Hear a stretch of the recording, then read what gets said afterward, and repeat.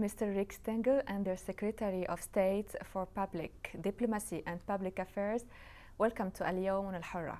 First question, how would you assess Arab states' contribution to the global war on terrorism in the years, since September 11, 2001? I think in its strange, perverse way almost, terrorism tends to unite people. And I think what happened on 9/11 was something that united people in the world against terrorism, made them realize the United States is also a victim of terrorism. And I would say that our alliances and friendships with people in the Arab world have only grown since then. How much cooperation are you receiving from GCC government in the fight against terrorism in general? So if we take it up to the present day against Daesh, I would say again that they have concentrated people's minds, to use an English expression, and made the GCC coordinate even better within itself and among itself than it was before. And I think it's made the relationship between the US and the GCC more powerful. We now have a common enemy, and a common enemy tends to unite people. The rise of ISIS, how can this problem be dealt with? Well, we're dealing with it in all kinds of ways. There is the military battlefield, where we have rolled back a lot of their advances and where the bombing raids are effective and they represent a cohesion among the partners and the Arab partners. And then there's also the information battlefield, which is the battlefield that I operate on. And I think since the rise of ISIS or ISIL or Daesh a year ago, there have been a lot more actors that have come into the fray. Arab countries now have mobilized their own social media, Jordan, Egypt, Saudi Arabia, and today, as you know, we launched the Sawab Center with the Emiratis, and that is a big new endeavor which I think will inspire other people in other countries to create similar centers. We were talking about Sawab Center. What is the goal of launching this Sawab Center? The goal of this center is it's a joint Emirati-American project that will then help coordinate among the coalition partners to create content messages that counter Daesh's social media strength and sophistication, that also present a positive alternative to that negative vision that they are presenting, and also will coordinate the messaging and content from among the coalition partners that are united against Daesh. After the attack of Paris and Kuwait, some made it clear that US could be a terrorist target. What do you think?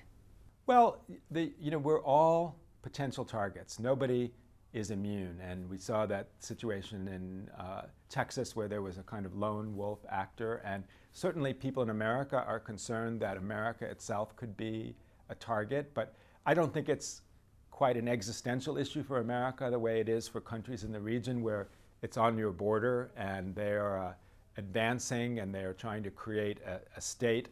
So I think that the problem is more acute here, but everybody has the problem as well. There are foreign fighters that come from the US too. So it's something that everybody needs to be concerned with.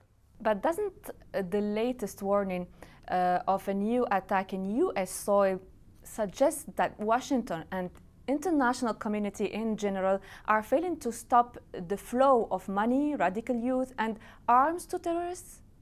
Well, one of the ideas of the Sawab Center and what we do in terms of messaging ourselves from Washington is to try to stem the flow of foreign fighters, to if somebody is debating whether to go, tell them that the mythology of what Daesh is creating is false. The caliphate isn't a paradise.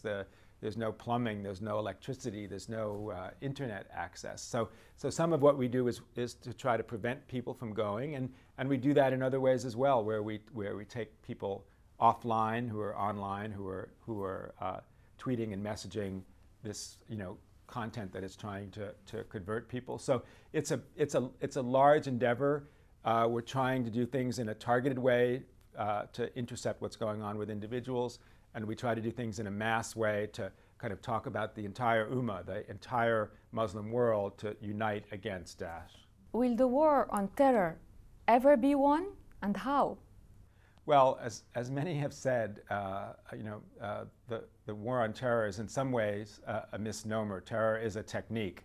And in this case, it's a technique being used by Daesh or ISIL. And so I'm not involved in the war on terror. I'm involved in the war on Daesh. And I do believe that war will be won. So we are talking about living in the shadow of terrorism for decades and not for years? Yes, I mean, as President Obama said the other day from the Pentagon, this is a generational struggle. We have to measure it in years, not months or days. And I think it's not realistic to say that any form of terrorism will go away, or that any manifestation of Daesh or ISIL will go away. But as an acute threat, as an existential threat, as an expanding threat, that will be reversed, and it already is being reversed. And I think the coalition has come together, realizes that's necessary, and I think that is what's happening. Some NGOs stress that the fight against terrorism should not be at the expense of human rights and international law. Are you agree? What do you think? Well, you know, in a democracy, there's a continuum that always exists between human rights and individual rights and privacy and security. And that balance always ebbs and flows. And I don't think they're mutually exclusive. I think you can preserve human rights, you can preserve communication, you can preserve free speech, and have stability and strength at the same time. But it's always a very delicate line. And in some places, people cross the line, and that's just the reality. Mr. Rick Stengel, thank you for being with us on Al-Yom on Alhurra.